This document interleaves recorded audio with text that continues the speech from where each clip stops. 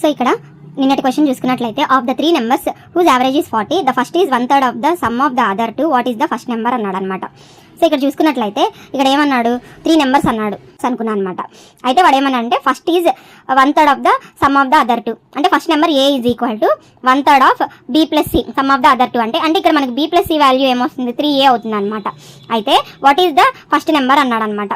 So ఇక్కడ average of A plus B plus C the average of A BC ఇచ్చేసి ఏమన్నాడు 40 అన్నాడు. కాబట్టి total A plus B plus C వచ్చేసి మనకి 3 × 40గా రాసుకోవచ్చు. ఇక్కడ బి ప్లస్ సి ప్లస్లో 3a సబ్స్టిట్యూట్ చేసుకోవచ్చా is equal to A plus 3a is equal to 3 × 40.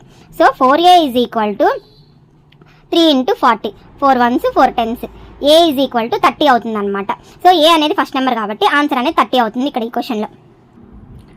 So ఇక్కడ ఇవాటి క్వశ్చన్ వచ్చేసి the average of the 3 numbers is 42 the first is twice the second and the second is twice the third what is the difference between the largest and the smallest number అన్నాడు అనమాట. So ఈ question అనేది మీరు solve చేసి answer అనేది నా comment సెక్షన్లో mention చేయండి.